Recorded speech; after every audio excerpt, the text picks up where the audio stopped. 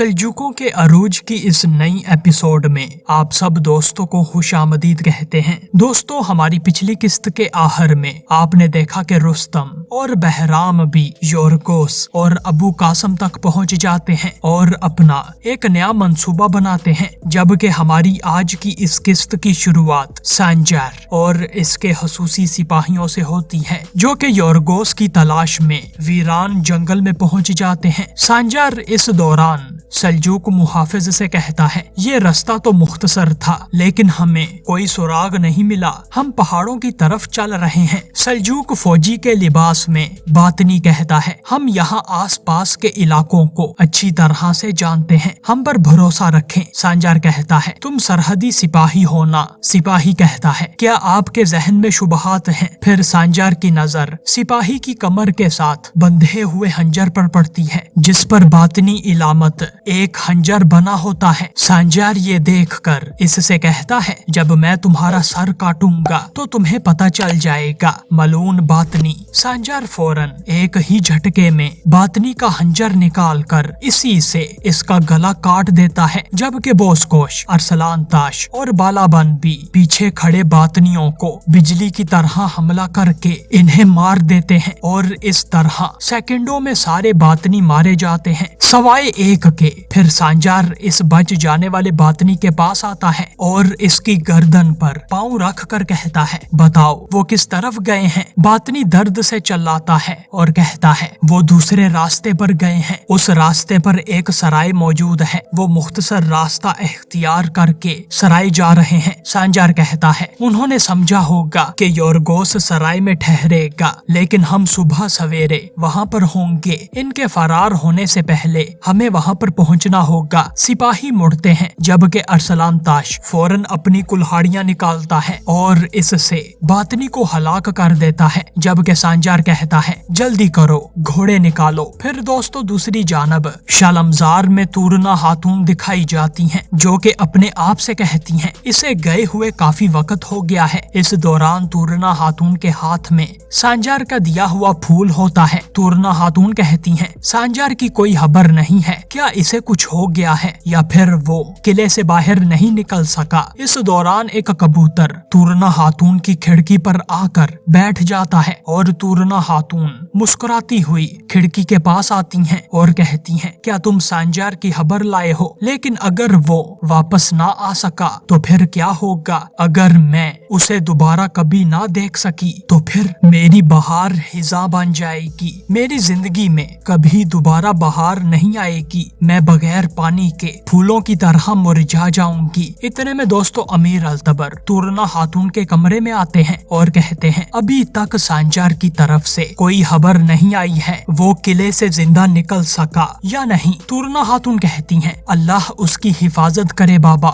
ऐसी बातें ना करें, वो सही सलामत वापस आएगा इंशाअल्लाह। अमीर अल्तबर कहते हैं, तुमने इसके लिए वादा किया था, तुमने कहा था कि वो मुकद्दस इमानतों और हमारा इंतकाम लेगा, इसीलिए मैंने अपना गरूर एक तरफ रख कर इस गद्दार काफिर को अपनी तलवारें भेजी हैं। अब बताओ कहाँ है सांजार? तूरना हातून कहती हैं, बाबा वो 2 गलियां दूर नहीं गया, बल्कि वो एक बाजंतीनी किले में गया है। यहाँ इंतजार करना आसान है, लेकिन आप उसके बारे में सोचें, कौन जानता है कि वो अब वहाँ क्या कर रहा होगा? अमीर अल्तबर कहते हैं, मेरी तरफ देखो, इसका दिफा ना करो वरना इसका अंजाम बुरा होगा। अपने बाबा के बारे में भी सोचो, अगर कुछ गलत हुआ, अगर वो मुकद्दस इमानतों को हासिल करने में नाकाम हो गया तो इल्जाम हम पर ही आएगा, और अगर ऐसा कुछ हुआ तो जान लो कि तुम भी इसकी कीमत अदा करोगी। दोस्तों, ये कहकर अमीर अल्तबर मुड़ते हैं, जबकि तूरना हातून कहती हैं, सांजार अपना वादा पूरा किए बगैर वापस नहीं आएगा। अमीर अल्तबर मुड़ते हैं और कहते हैं, अगर वो अपना वादा पूरा ना कर सका तो फिर वो किले में ही रहे, हमें उसकी कोई जरूरत नहीं है। ये कहकर अमीर अल्तबर यहाँ से चले जाते हैं, जबकि तूरना हातून परेशानी से खिड़की के पास पास आती हैं और कहती हैं, सांजर, तुम्हारे पैरों में कोई पत्थर ना चुभे, तुम्हारे मजबूत हाथ कभी जख्मी ना हो, तुम्हारे रास्ते में कोई रुकावट ना आए, मेरे अल्लाह सलामती के साथ उसकी वापसी यकीनी बना। फिर दोस्तों दूसरी जानब इस्फहान में सल्जूक महल दिखाया जाता है, जहाँ सब ही लोग खाने के मेज पर मौजूद होते हैं और इसी दौरान गैवहर खातून कहती हैं, तापार के खिलाफ घात लगने में आपने कंधे से कंधा मिलाकर इनके साथ लड़ाई की और इनकी मदद की, आपकी बहादुरी काबिले तारीफ है एल्चन खातून। एल्चन खातून कहती हैं, ये हमारा फर्ज है, आपका शुक्रिया गैवहर खातून। फिर एल्चन खातून टर्कन खातून की जानब देखती हैं और कहती हैं, हमने जो खत भेजा था अगर वक्त पर वो सुल्तान मौज़म तक पहुंच जाता तो इस लड़ाई की जरूरत ही ना पड़ती। खुशकिस्मती से ये किसी भी बड़ी तबाही का सबब नहीं बनती। सुल्तान और मलिक तापार भी इस बात पर बड़े परेशान होते हैं। जबकि फिर एल्चन खातून कहती हैं, सफेरिया खातून कहाँ हैं? जब से मैं वापस आई हूँ इन्हें नहीं देखा। सुल्तान मलिक शाह कहते हैं, अम्मी जान ठीक नहीं है, इसी वजह से वो मुश्किल से ही अपने कमरे से निकल पाती हैं। फिर मलिक तापार कहता है, तबीब ने कहा है कि उनके लिए आराम करना बेहतर होगा। एल्चन खातून कहती हैं, मैं जाने से पहले उनसे मिलना चाहती हूँ। तर्कन खातून ये सुनकर परेशान हो जाती हैं। जबकि फिर तर्कन कहती हैं, अबू कासम की फांसी के फरमान के बाद आपके लिए एक बेहतरीन मौका है एल्चन खातून, आप अनातोलिया वापस जाकर अपने लोगों की क़यादत कर सकती हैं। मलिक तापार ये सुनकर अपने सुल्तान से कहते हैं, अनातोलिया मुश्किल दिनों से गुजर रहा है सुल्तान, एक तरफ बाज़ंतीनी खतरा है और दूसरी तरफ ना खत्म होने वाली अफरा तफरी है। मैं ये सोच रहा हूँ कि अनातोलिया का हुक्मरान ऐसा होना चाहिए जो इन सब पर काबू पा सके। सुल्तान कहते हैं, तुम ठीक कह रहे हो तापार, थोड़ी सी भी अफरा तफरी अनातोलिया पर बाज़ंतीनियों के हमले का बायस बन सकती है। इसी वजह से अनातोलिया की क़यादत किसी ऐसे को करनी चाहिए जो इन मुश्किल औकात में साबित कदमी के साथ गद्दारी को रोक सके। मैंने अब ये फैसला किया है कि अनातोलिया पर जो हुक्मरानी करने वाला शख्स है वो अबू अल गाजी हसन साहब होंगे। दोस्तों ये सुनकर मलिक तापार और गैवहर खातून के ख्वाब चकनाचूर हो जाते हैं। एल्चन खातून कहती हैं, मैं आपके फैसले का बेहद एहतराम करती हूँ सुल्तान। अबू अल गाजी हसन सरदार एक वफादार और मोअज़्ज़ज़ आदमी है, लेकिन सुल्तान आप कोतलामश की औलाद को फरमान क्यों नहीं देते हैं? सुल्तान कहते हैं, जैसा कि मैंने कहा है, लोगों के दरमियान अभी भी दुश्मनी है और अगर कोतलामश की औलाद क़यादत करती है तो लोगों में अफरा तफरी फैल जाएगी और जब तक दोहरापन खत्म होकर अमन बहाल नहीं हो जाता तब तक यही मुनासिब होगा। तर्कन खातून फिर कहती हैं, अगर ऐसा है सुल्तान मुअज़्ज़म तो फिर एल्चन खातून जब अनातोलिया वापस जाएंगी तब क्या होगा? सुल्तान कहते हैं, एल्चन खातून वापस नहीं जाएंगी, वो महल में ही रुकेंगी। दोस्तों एल्चन खातून ये सुनकर परेशान हो जाती हैं, जबकि तर्कन खातून को शदीद झटका लगता है। जबकि सुल्तान मलिक शाह फिर कहते हैं, अमन बहाल होने से पहले कोतलामश की औलाद अनातोलिया वापस नहीं जा सकती, ये इनकी अताअत और सल्जूकियों के इत्तेहाद के लिए जरूरी है। जब हम मतलूबा निजाम कायम कर लेंगे तब हम आपके भाई किलज अरसलान का भी हतमी फैसला करेंगे। अब बताएं एल्चन खातून, आपका क्या ख्याल है? एल्चन खातून कहती हैं, मुझे सल्जूकियों पर एतमाद है और मैं आपकी वफादार हूँ सुल्तान मुअज़्ज़म, आप जो भी फैसला मुनासिब समझते हैं वो मेरे लिए फरमान है, मैं आपके फैसले का एहतराम करूंगी। सुल्तान मलिक शाह अपना सर खम करते हैं, जबकि तर्कन खातून इस पर बड़ी ही परेशान होती हैं। जबकि फिर दोस्तों हसन सब्बाह दिखाया जाता है जो कि रात को अपने चबूतरे की छत पर आता है, लेकिन आगे हाजी वजीर आजम निजामुल मुल्क बैठे होते हैं, जिन्हें देखकर हसन सब्बाह के कदम वहीं पर रुक जाते हैं। इस दौरान हाजी अंगारों पर कोयले सेक रहे होते हैं। हाजी फिर कहते हैं, जाफरान के पानी का वक्त हो गया है सब्बाह, मैंने तुम्हारे आने से पहले ही अंगारों का बंदोबस्त कर लिया था। हसन सब्बाह कहता है, आपकी बसीरत नाकाबिले यकीन है हाजी हजरत, हम अभी सोच रहे होते हैं कि आप कर भी देते हैं। हाजी कहते हैं, आओ बैठ जाओ। हसन सब्बाह फिर हाजी के पास आकर बैठ जाता है और फिर एक तिजोरी से जाफरान निकाल कर चाय वाली केतली में डालता है। फिर इसमें हसन सब्बाह पानी डालता है, जबकि हाजी कहते हैं, کیا تمہیں حاجی کا عہدہ چاہیے؟ حسن صباح چونک جاتا ہے اور کہتا ہے بالکل نہیں حاجی حضرت، یہ بات کہاں سے آ گئی؟ حاجی کہتے ہیں تو پھر مجھ سے زیادہ بصیرت والے بننے کی کوشش کیوں کر رہے ہو؟ کوول سے آنے والا خط تم نے مجھے دینے سے پہلے سلطان معظم کو کیوں دیا ہے؟ کیا تم بھول گئے ہو کہ تم میرے ماتحت ہو؟ حسن صباح کہتا ہے آپ محل میں نہیں تھے حاجی حضرت، کیا خط سلطان معظم کو دیر سے پہنچانا چاہیے تھا؟ حاجی کہتے ہیں میں اپنے درمیان دشمنوں کا سراغ لگا رہا تھا۔ حسن کہتا ہے تو پھر کیا آپ نے انہیں پکڑ لیا؟ حاجی کہتے ہیں ہم بہت قریب ہیں۔ حسن صباح یہ سن کر پریشان ہو جاتا ہے، جبکہ پھر حسن زعفران کا پانی ہلانے لگتا ہے۔ اس دوران حاجی کی نظریں حسن صباح کے ہاتھ پر پڑتی ہیں جو کہ زخمی ہوتا ہے۔ حاجی کہتے ہیں کیا تم نے غیر ضروری چیزوں میں اپنا ہاتھ ڈالا ہوا ہے صباح؟ تم زخمی کیوں ہو؟ حسن صباح مسکراتا ہے تاکہ حاجی کو اس پر شک نہ ہو اور پھر کہتا ہے یہ ایک معمولی حادثہ ہے حاجی حضرت، لیکن اب ہم زیادہ تجربہ کار ہیں، مجھے امید ہے کہ ایسا حادثہ دوبارہ نہیں ہوگا انشاءاللہ۔ حاجی کہتے ہیں انشاءاللہ۔ پھر حسن صباح کہتا ہے چونکہ آپ اپنے دشمنوں کے قریب ہیں حاجی حضرت تو آپ کو محتاط رہنا ہوگا، چونکہ آپ دشمنوں کے قریب ہیں تو دشمن بھی آپ کے اتنے ہی قریب ہوں گے۔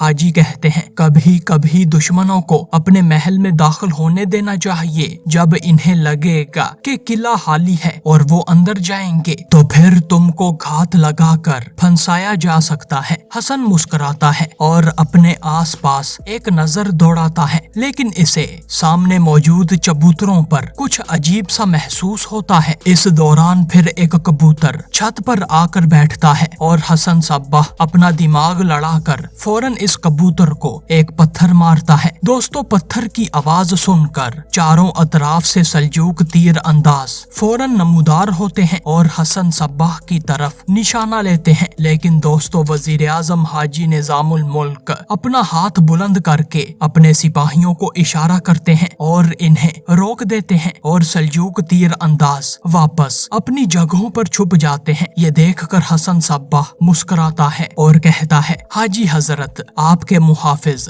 سائے کی طرح آپ کے پیچھے ہیں، تو پھر کون ہے جو آپ کے قلعے میں داخل ہونے کی ہمت کر سکتا ہے؟ حاجی مسکراتے ہیں اور کہتے ہیں تم نہیں جانتے صباح، سب سے زیادہ خطرناک وہ لوگ ہیں جو جانتے ہیں کہ ہمارا سایہ کہاں ہے۔ اپنی حد سے زیادہ تمہیں جانے کی ضرورت نہیں ہے صباح، جو زیادہ جانتے ہیں بعض اوقات وہ زیادہ عرصے تک نہیں رہتے ہیں۔ حسن یہ سن کر حیران ہو جاتا ہے، جبکہ اس دوران زعفران کا پانی کھولنے لگتا ہے۔ حاجی مسکراتے ہیں اور کہتے ہیں صباح تم نے برتن کو زیادہ ابال دیا ہے کیونکہ تم میری طرف دیکھ رہے ہو۔ یہ کہہ کر حاجی اٹھتے ہیں اور حسن صباح کے کندھے پر تھپکی دے کر کہتے ہیں میری نظریں ہمیشہ سے تم پر ہوں گی صباح، اس برتن کی طرح میرے صبر کا پیمانہ لبریز نہ کرو۔ حسن صباح اپنا سر خم کرتا ہے، جبکہ حاجی نظام الملک فوراً یہاں سے چلے جاتے ہیں۔ دوستو ان کے جانے کے بعد حسن صباح بڑا ہی غصے ہوتا ہے، جبکہ پھر دوسری جانب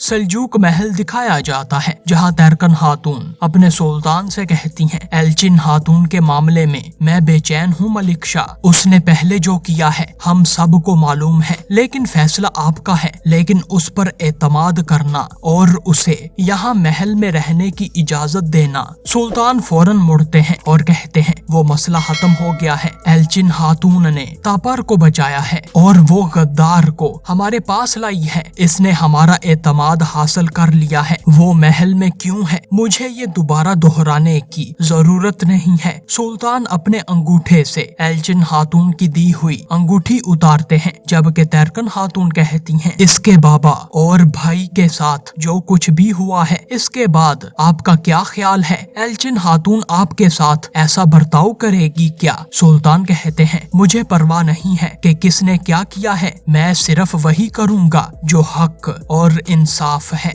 بھلے کے ساتھ بھلائی کرنے میں ہر ایک کا نفع ہے اور بروں کے ساتھ بھلائی کرنا مہربان لوگوں کی فضیلت ہے۔ تیرکن خاتون مسکراتی ہیں، جبکہ سلطان کہتے ہیں ان برے خیالات کو ترک کر دو تیرکن۔ پھر دوستو اگلی صبح سپاہی سانجار دکھایا جاتا ہے جو کہ سرائے میں پہنچ جاتا ہے اور اس کا دروازہ لات مار کر توڑتا ہے اور اندر داخل दाखिल होता है, जबकि यहाँ काम करने वाला आदमी कहता है आराम से, ये कोई गोदाम नहीं है। लेकिन सांजार आगे बढ़ता है और कहता है कल रात यहाँ पर कौन ठहरा था? काम करने वाला कहता है मैं मसरूफ था, मुझे याद नहीं, यहाँ से चले जाओ। लेकिन सांजार इसका सर जोर से टेबल पर पटकता है और कहता है अब याद आया तुम्हें? दोस्तों फिर ये शख्स तोते की तरह बोलता है और कहता है वहाँ सिर्फ चंद सिपाही थे। सांजार कहता है लेकिन मुझे ऐसा नहीं लगता। सांजार दोबारा इस आदमी का सर टेबल पर मारता है और फिर ये शख्स मजीद बताता है कुछ बाजंतीनी आदमी भी थे, उन्होंने सिपाहियों के सिपा सालार से कुछ बात की थी और बाजंतीनी सिपाही बाहर इंतजार कर रहे थे। सांजार फिर बोस्कोश से कहता है जाहिर है अंदर जो बाजंतीनी फौजी थे वो योरगोस के फौजी थे। फिर सांजार काम करने वाले से कहता है फौजियों का चीफ कौन था? ये शख्स कहता है मैं नहीं जानता जनाब। लेकिन दोस्तों इसी दौरान सुल्तान के फरमान पर अमीर बोजान भी अपने सिपाहियों के हमरा सराय में दाखिल होता है, जो कि अमीर अबू कासम का ताकुब कर रहा होता है। अमीर बोजान को देखकर सांजार और इसके सिपाही फौरन अपनी तलवारें म्यान से बाहर निकाल लेते हैं और फिर दोनों ही तरफ से सिपाही लड़ने ही लगते हैं। लेकिन फिर लड़ने से पहले अमीर बोजान कहता है तुम कौन हो? सांजार अपना तारुफ करवाता है और कहता है मैं सांजार हूँ, हम सुल्तान मलिक शाह के खसूसी सिपाही हैं, हम मुकद्दस इमानतों और बाजंतीनियों के योरगोस के पीछे हैं। लेकिन तुम कौन हो? दोस्तों सल्जूक लिबास में मलबूस ये सिपाही कहता है मैं अमीर बोजान हूँ, मैं कासम के पीछे हूँ।